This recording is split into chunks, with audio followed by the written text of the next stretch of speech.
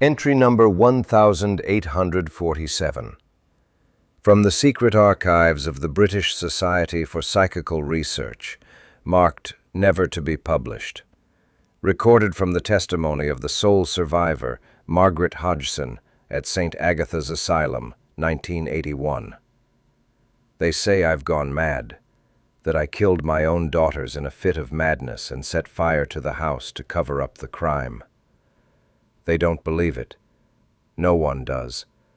But I know the truth. I saw a darkness older than time itself consume my girls from within. I saw their eyes become holes into hell. I heard thousands of dead souls sing through their childish mouths. Do you want to know what happened at 284 Green Street? I'll tell you. I'll tell you everything. And then, perhaps, I'll finally be able to die, because living with that knowledge is the worst torture imaginable. It didn't all start in August 1977, as the newspapers reported. It all started much earlier, in 1644, when a woman named Elizabeth Wilkins was burned on the site of our house. They burned her for speaking to the dead. Her last words were, "I will return through my blood, and I will bring legions with me." Bill Wilkins was her direct descendant, and he knew what awaited him after death. He knew how to harness his great-grandmother's ancient curse. He knew how to turn his death into a door. The first thing I noticed when I approached the house was the smell. It emanated from the very ground on which the house stood, a sweet, nauseating smell of decay mixed with something chemical, unnatural, as if something was rotting beneath the foundation, something that had never been alive but was trying to become so. The real estate agent, Mr. Crumley, was a strange man.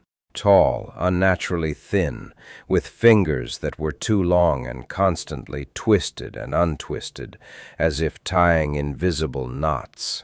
His skin had a waxy tint, and his eyes, there was too much white in his eyes.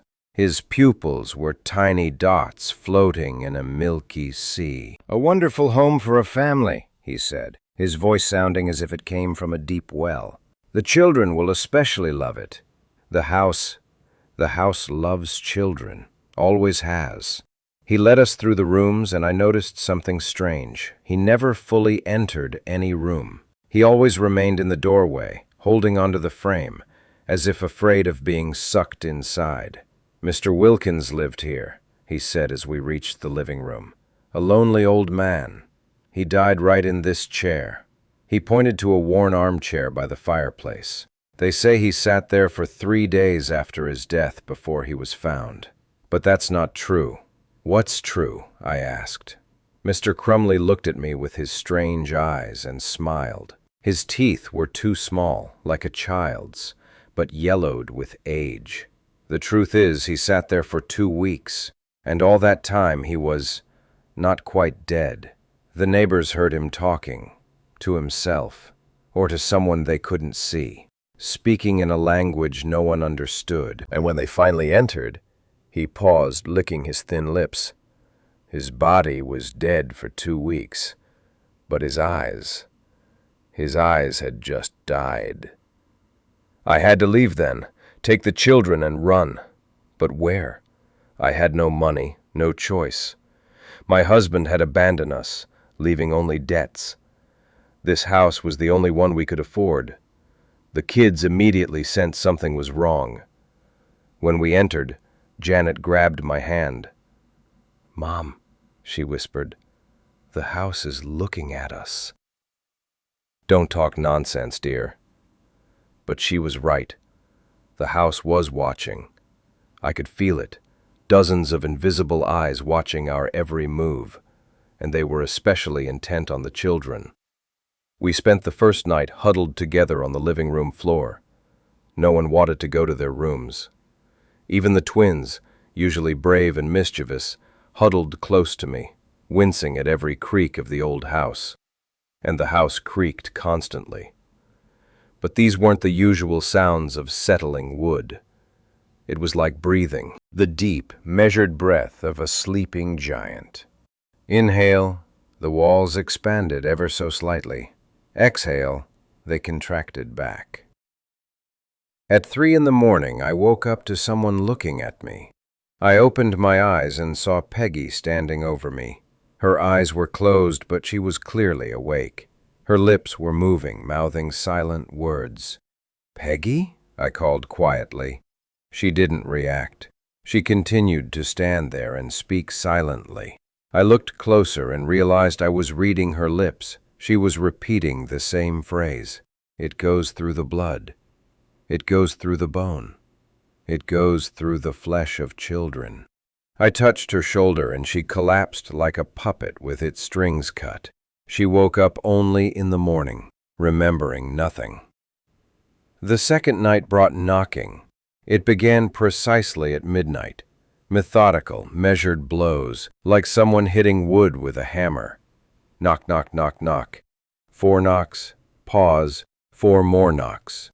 I went downstairs thinking it was outside, but as soon as I entered the living room, I realized the sound was coming from inside the walls.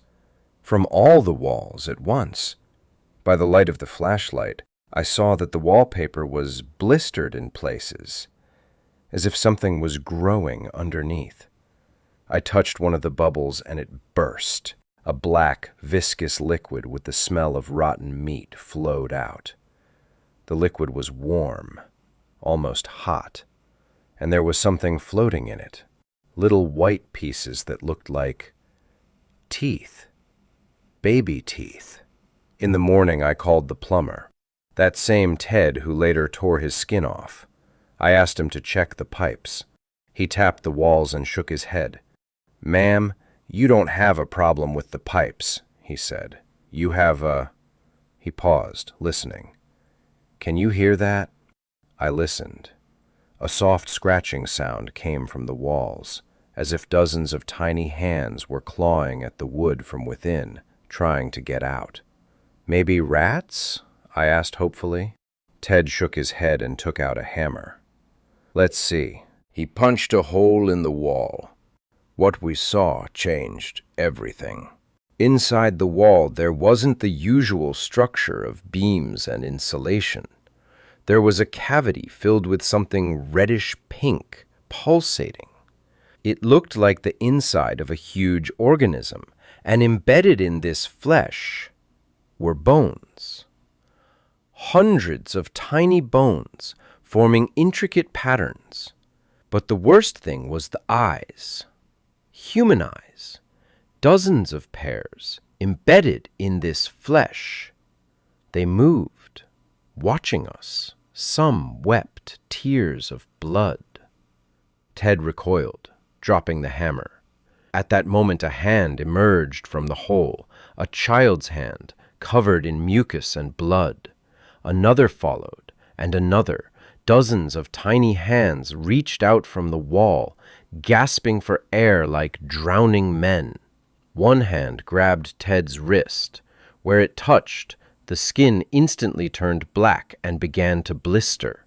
Ted screamed, trying to break free, but the grip was iron. Other hands reached for him, and he barely managed to break free, leaving a piece of skin in a childish, deathly grip. "Fix it up," he shouted, running out. "Fix it up and leave. This place is cursed." But I couldn't leave. When I tried to take the children out of the house the next day, Janet had her first seizure. She fell to the ground, arched, foam mixed with blood coming from her mouth, and she screamed, but not in her own voice. It was the old man's voice. "My home, my children, I won't let you go." The doctors at the hospital found nothing. The EEG showed normal brain activity, but I saw, for a split second, a second skeleton appear on the X-ray inside my daughter's body. The skeleton of an adult male, curled up in a fetal position inside her rib cage. By the end of the first week, the house no longer concealed its nature. At night, singing echoed from the walls. dozens of children's voices singing lullabies in different languages. Sometimes I could make out the words. Sleep, baby, in the damp earth. The worm lulls into peace. Mom will be home soon. We'll take you with him. In the house where there are no doors, where the candlelight does not shine, where flowers grow from the walls from bones and beauty. Janet began talking in her sleep. But these weren't just words, they were dialogues. She spoke in different voices, answering herself. Please let me out, I'm cold. Quiet, Tommy, it'll be our turn soon. But I want to go to my mom. Your mother is here, Tommy, in the second row of bones. See her eyes in the wall? This isn't Mom. Mom had blue eyes, but these are all red. They're red from crying, Tommy. She's been crying for you for 70 years. I recorded these conversations. Then I checked the archives. Tommy Green did indeed disappear in 1907. He was 6 years old.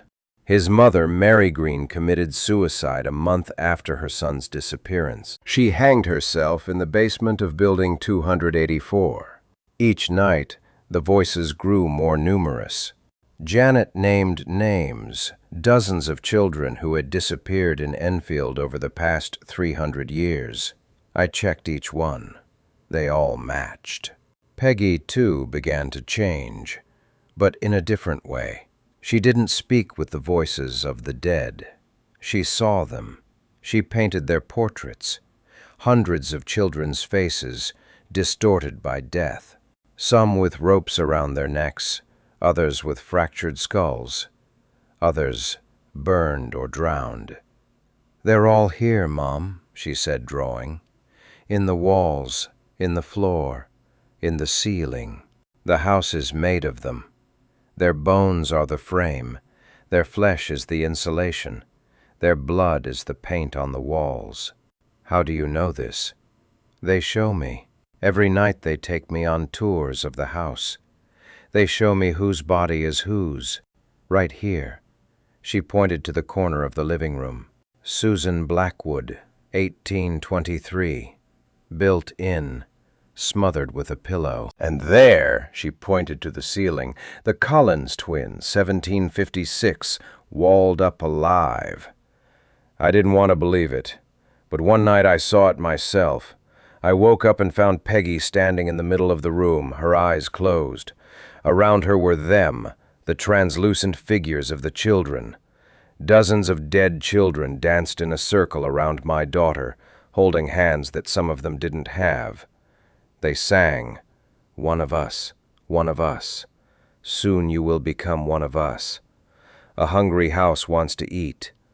There are 6 fresh babies in the house." I tried to approach Peggy, but one of the ghosts, a girl of about 8 years old, with a half face, the other half was smashed, turned to me. "Don't bother us, new Mom. We're teaching our sister the rules. Soon it'll be your turn. The house is hungry. The house is always hungry. And Mr. Wilkins promised him a feast." Maurice Grosse appeared in the 3rd week of our nightmare. By then, what was happening in the house could no longer be hidden. Neighbors saw furniture flying through windows.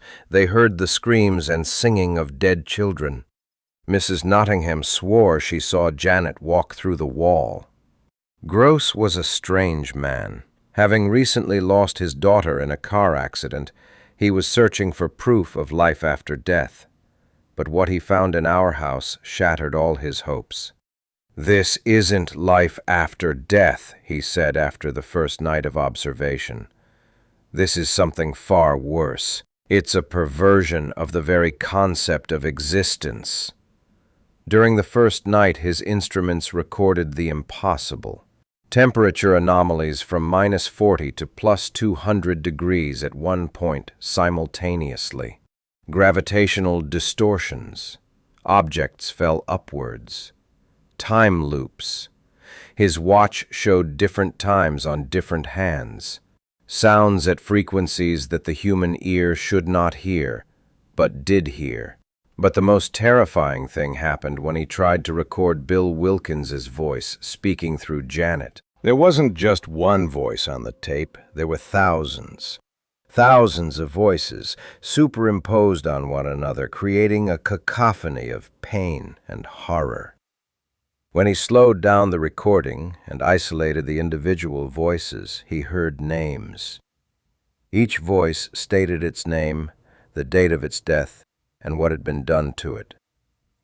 300 years of murder. 300 years of child sacrifice in this house. "Do you understand what this means?"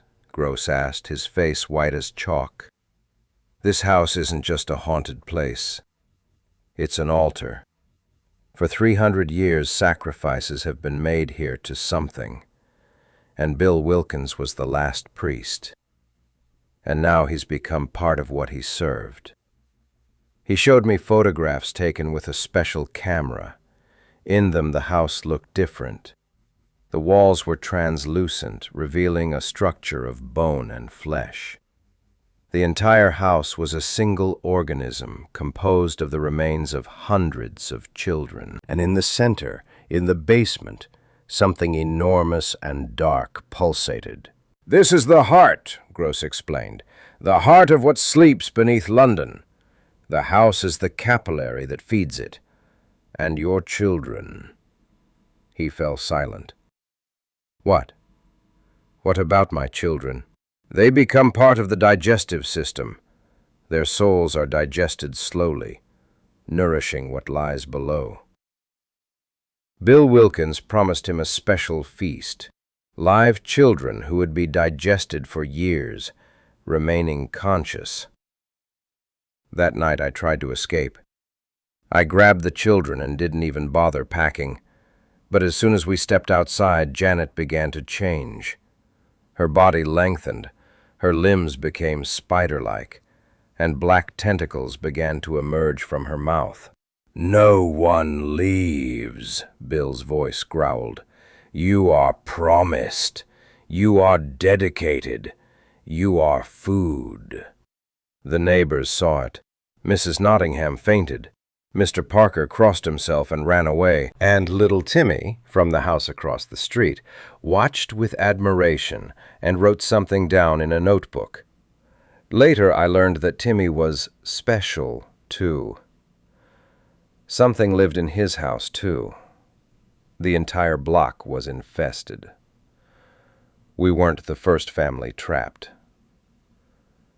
And we wouldn't be the last. In the fourth week, Bill Wilkins decided to speak, not through Janet, but himself. He materialized in the living room, sitting in his chair.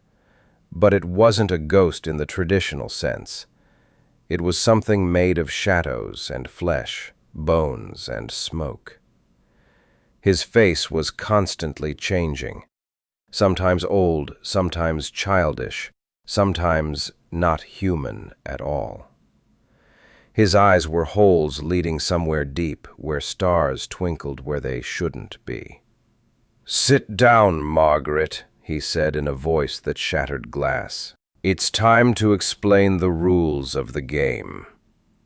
I sat down. What else could I do? "You see, my dear," he began, lighting a pipe filled with what looked like dried human eyes, "I'm not dead. Death is for those who don't know the secrets. I knew. My great-great-great-grandmother Elizabeth passed on the knowledge through her blood, the knowledge of what sleeps beneath London."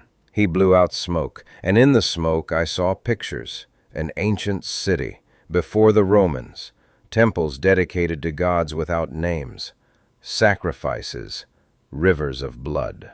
It has been sleeping here since the beginning of time. It was here when the first humans came down from the trees. It will be here when the last humans rot in the ground. But it is hungry, always hungry. And we, the priests, feed it, generation after generation, century after century. "Why?" I asked. Bill laughed, and his laughter sounded like nails scraping on glass. "Why, stupid woman? Because if it wakes up hungry, It will devour the entire world in one breath. We feed it so it sleeps. Small sacrifices for a great good. A few children a year is a small price to pay for the existence of reality." He stood up, and I saw that there was no body under his clothes, only a mass of worms holding the human form. "But I'm tired of being a priest. For 300 years my family served. For 300 years we kidnapped children, killed them, and fed them to the house. The house is the stomach of a sleeping God, and now I've decided to become part of the God, not a servant, a part. And your children will help me with this." "How?" "You see, we usually killed children quickly, mercifully you might say. But a quick death yields little energy, but a slow absorption, when the soul realizes what's happening, when it struggles, screams, begs. Oh, that's a true feast. Your children will be digested for years, and their agony will open the door for me to the very heart of the sleeping God." I lunged at him, but passed right through him. He was here and not here at the same time.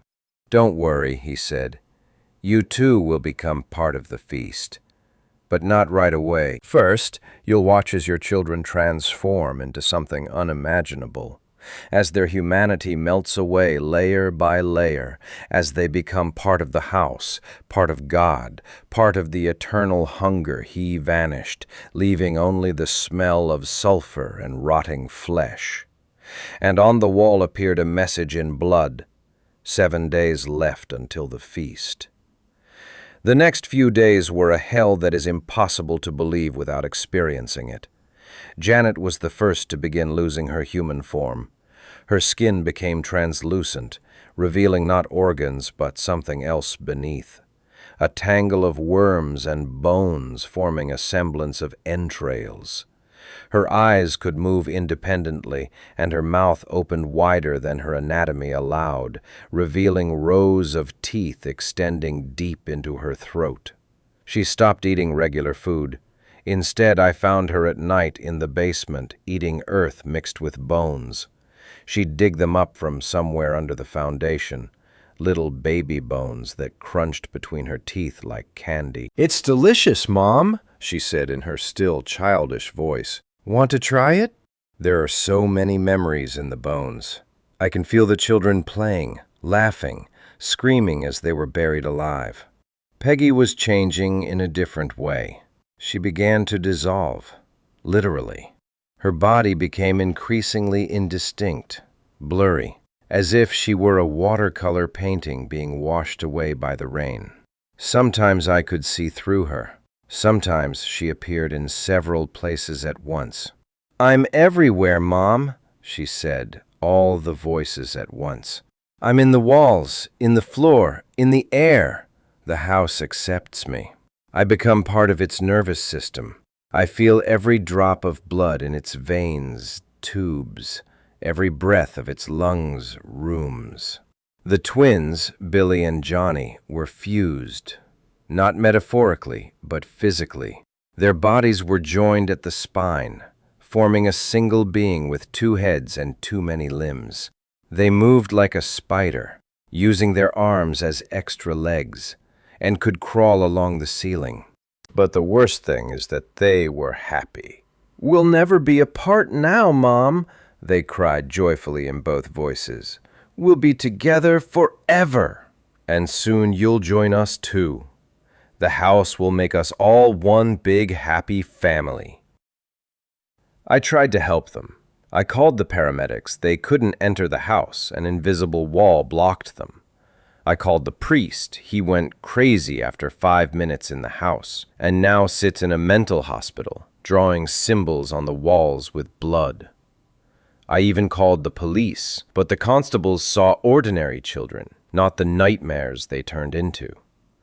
The house protected itself. It created illusions for outsiders. Only those who lived inside saw the truth. In the 5th week, I learned we weren't alone. Grosse, continuing his research, had discovered a network. A whole network of houses, all over London, all over England, all over the world. It's like metastasis, he explained, laying out the cards. The main tumor is here, near London, but it spreads its cells everywhere. Each trapped house is a new mouth to feed. He showed me photographs of other families, dozens of children in various stages of transformation. Some still looked almost human. Others were indescribable masses of flesh and chitin. In Manchester, an entire family became a single organism, he said. 6 people, fused into something resembling a giant amoeba.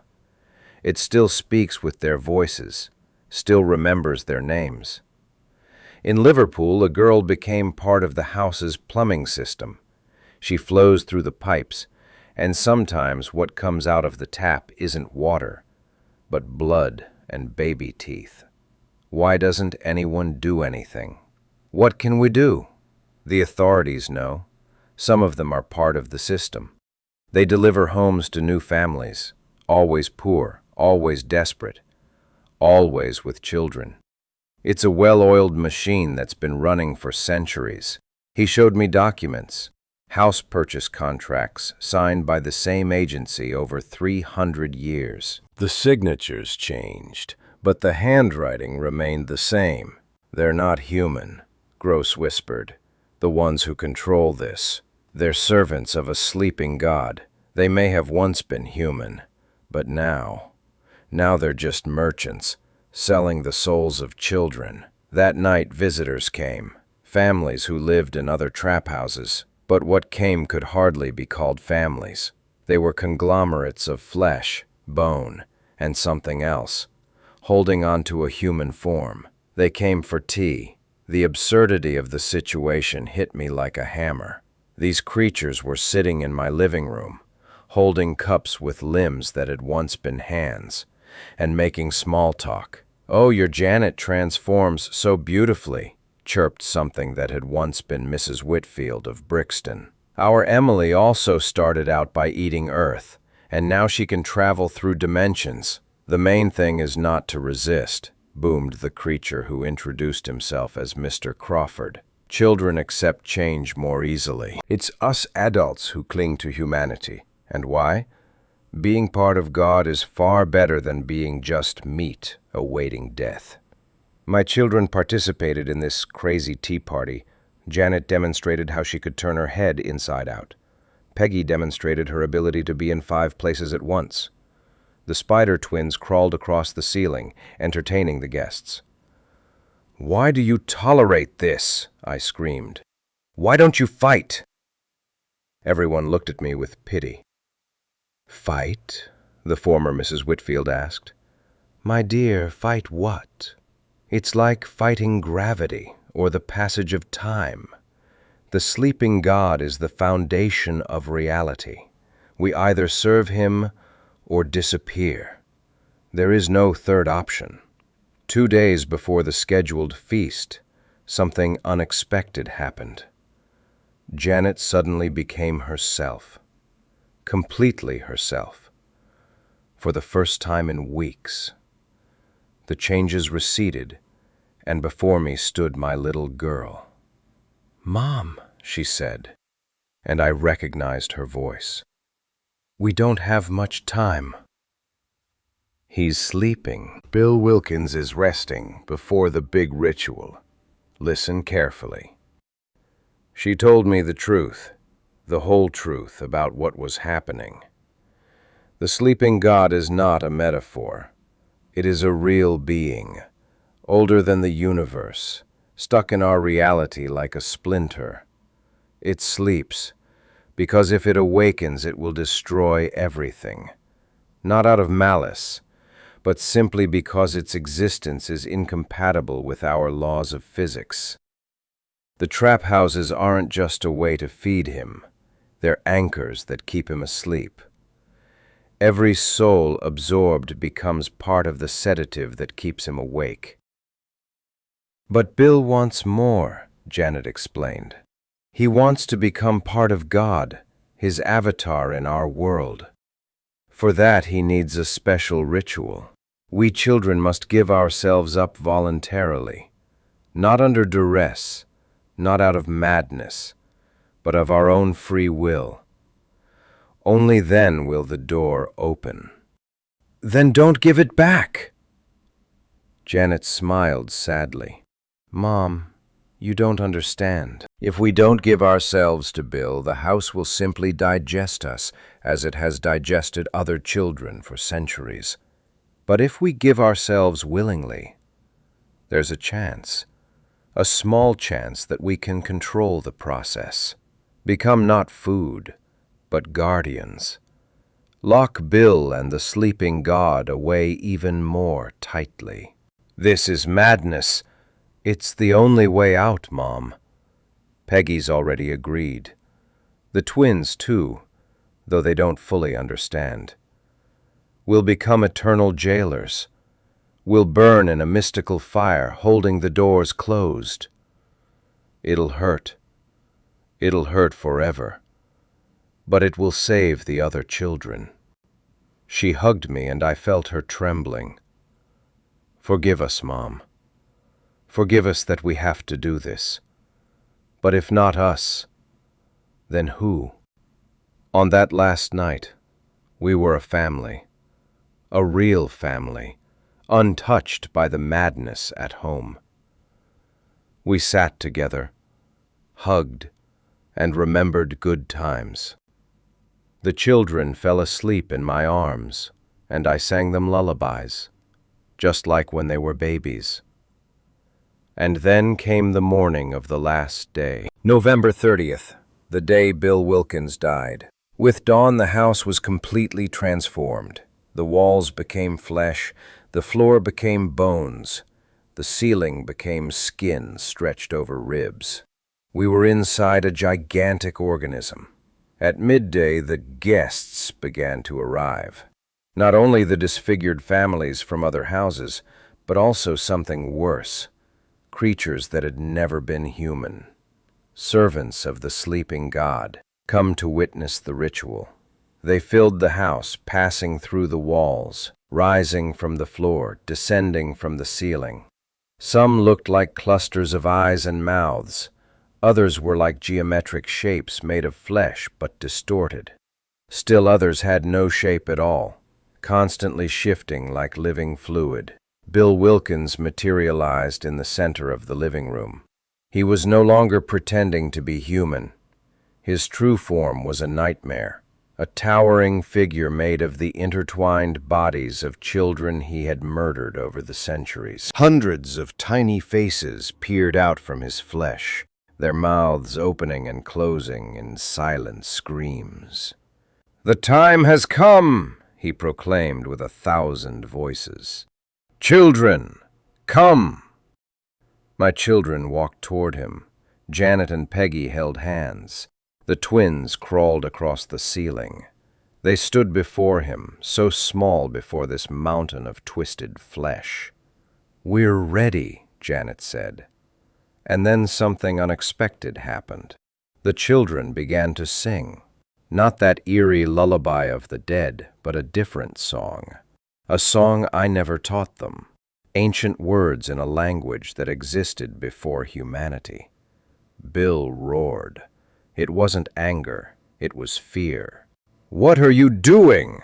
"What you taught us yourself," Peggy replied, her voice sounding mature and sad. "We give ourselves willingly, but not to you. We give ourselves out of duty. We become new guardians, replacing the old ones whose flame is fading." The room started spinning. No, not the room. All of reality was spinning around my children like a funnel, and I realized the terrible truth. This was all planned, not by Bill, by someone else. Someone who knew the old guardians holding the sleeping God were weakening. New ones were needed, young souls ready to burn forever, and my children were chosen for this fate. Grosse appeared with canisters, but this wasn't the Grosse I knew. His eyes were ancient, filled with knowledge that was thousands of years old. "Forgive me, Margaret," he said in a voice that held the weight of eternity. "I am not who I claimed to be. I am the guardian of guardians, the one who finds new ones when the time comes.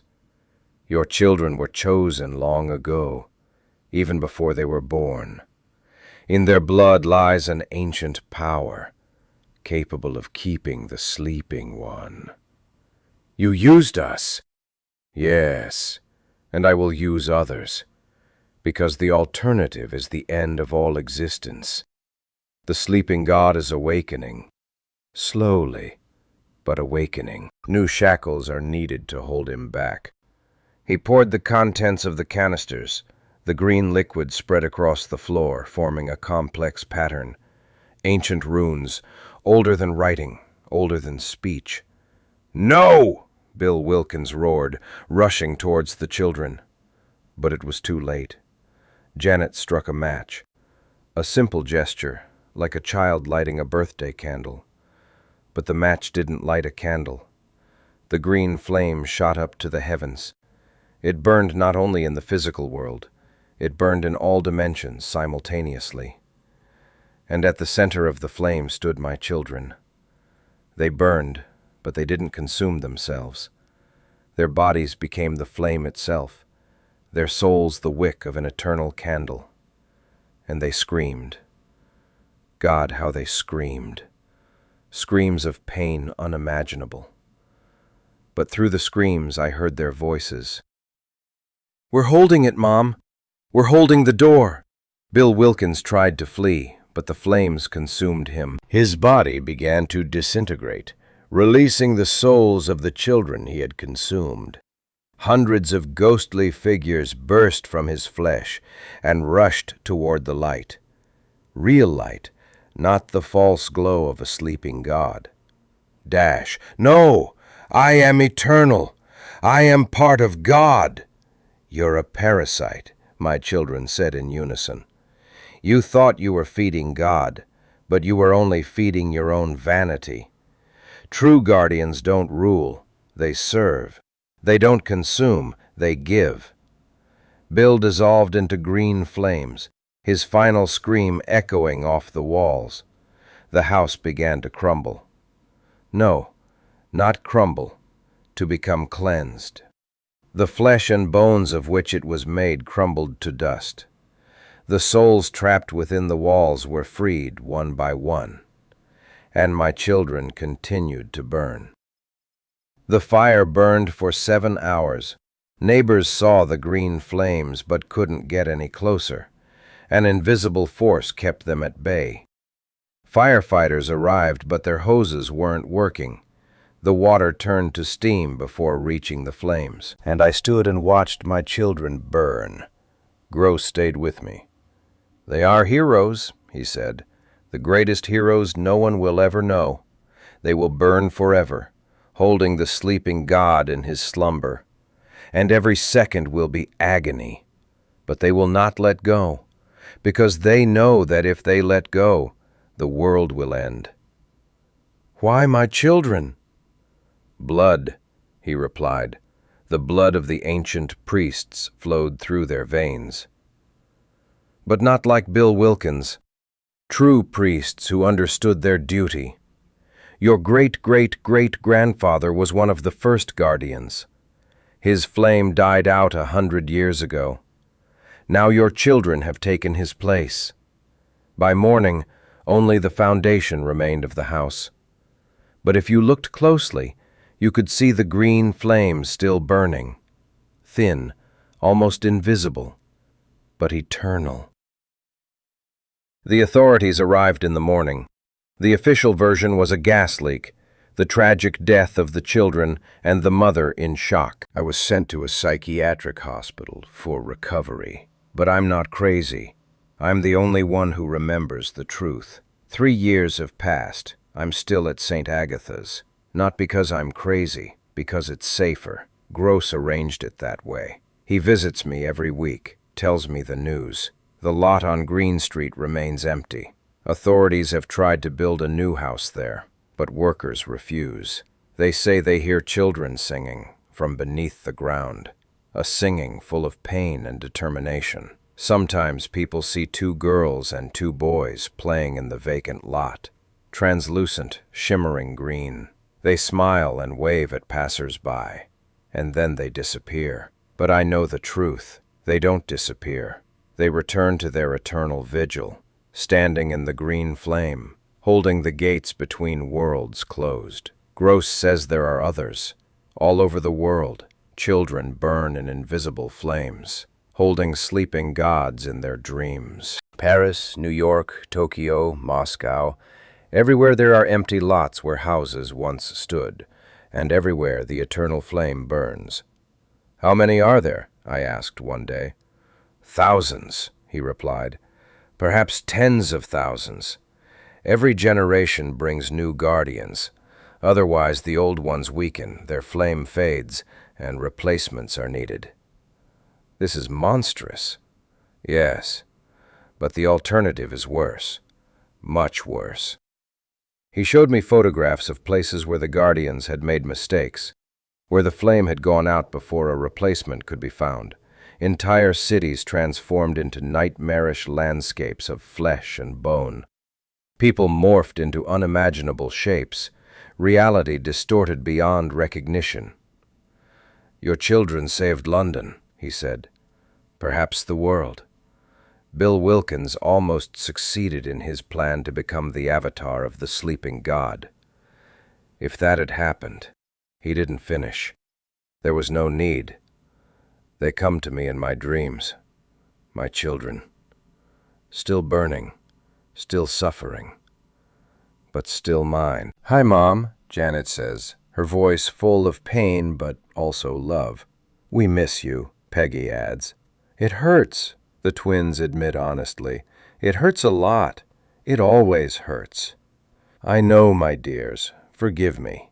"There's nothing to forgive, Mom. We made a choice, the right choice, see? And they show me. They show me that they are holding back. Beyond the gates they guard lies an incomprehensible nightmare. The sleeping god is not a single being. It is an entire ecosystem of impossibility, a universe of perverse life where the laws of physics operate in reverse, where pain is pleasure, death is birth, and existence is agony. If this were to break out into our world, reality as we know it would simply cease to exist. Not an apocalypse, something worse. A complete reworking of the very structure of existence. "We're holding them, Mom," the children say. "We'll always hold them. This is our job now, our calling. But the pain." "You get used to pain," Janet says with sad wisdom. "After the first 1,000 years, it gets easier." 1,000 years. My children will burn for 1,000 years. And longer. "There's good news," Peggy says. "We're not alone." The other guardian children. We talk. We support each other. We have a community of sorts. A community of the ever-burning. They tell me about others, about a French girl who has been burning near Paris for 200 years, about Japanese twins guarding the gates to Kyoto, about a Russian boy whose flame is the only thing holding something ancient and evil under the Kremlin. "We're like a family," the twins say. "A big, strange, passionate family." Grosse brings me news of new cases. Families moving into special homes. Children starting to show signs. "A new home has been activated in Manchester," he says. "A family with 3 children. The youngest is only 4. Stop this." I can't. If we stop the process, there will be no one to replace the dying guardians. And 3 children in Manchester will save millions. It's still murder. No, it's a sacrifice. A voluntary one, as strange as that may sound. Children always choose. Deep down they agree. Otherwise the process doesn't work. He shows me photos of his new family. Ordinary people, seemingly happy. They don't yet know what awaits them. You could have warned them. So what? Say, sorry, your children were chosen to burn forever to save the world. They'll think I'm crazy. And the house won't let them go now. The process has begun. I hate him for this truth. I hate myself for understanding the necessity. I hate the world that demands such sacrifices. But most of all, I'm proud of my children, my little heroes, burning in the green flame. Last night, Janet told me her final secret. Mom, the sleeping god is not an alien, not an invader from another dimension. It's us. What? The sleeping god is what humanity will become. In the distant future, or the distant past, time is not linear for him. Humanity evolves, transcends, becomes something divine and monstrous at the same time. And this future version of humanity attempts to be born in the past, creating a temporal paradox. But that's impossible. Exactly. That's why we need guardians. We keep the paradox from unfolding. We keep the future from swallowing the past. We keep the snake from eating its own tail. So you are protecting humanity from itself, from what it becomes, or what it can become if we let go. Every choice, every decision humanity makes influences what the sleeping god will be like. The more cruelty and indifference there is in the world, the stronger and more evil the sleeping god becomes. The more love and compassion there is, the weaker its grip. So there is hope? There's always hope, Mom. Maybe one day humanity will make enough good choices, and the sleeping god will change, from a monster into something else. And then we, the guardians, will be released. We can finally rest. When? I don't know. Maybe in 1,000 years, maybe in 1,000,000, but we will wait and keep the door closed, always. She disappears, returning to her eternal post, and I remain alone in my room, thinking about children all over the world, burning in invisible flames, about families who will lose their children to save others, about a monstrous system that has been operating for centuries. The doctor says I'm making progress, that I'm starting to accept reality. If only he knew what reality I've accepted. A reality where children must burn forever for the world to continue to exist. A reality where something terrible and hungry sleeps under every city. A reality where my motherly love is both a blessing and a curse. I will live. I will remember. I will tell this story to anyone who will listen. Not because anyone will believe me, but because there must be at least someone who knows the truth about the price we pay for existence, about children burning in green flames, about guards on the border of reality, about my little ones who saved the world at the cost of eternal torment. Let this story be their monument, the only monument they will ever receive. If you are reading this, know this: old houses with low prices are not successes, they are traps. Children's voices in the walls are not a figment of my imagination. They are a warning. If your children start to change, don't look for help. There's none. Just hug them tighter. Tell them you love them, and be ready to let go. Because some children are not born to live. They are born to burn. Forever. For all of us. Margaret Hodgson, Hospital of St. Agatha, 1981. Archivist's note: this document was found among the patient's belongings after her death in 1985. Margaret Hodgson died in her sleep, smiling. Nurses claim that before her death, she spoke to an invisible voice, repeating, "I'm coming to you, my dears. Mama's coming." The site at 284 Green Street in Enfield remains undeveloped to this day. Sometimes, especially on the anniversary of the fire, local residents see a greenish glow there, and they hear children singing.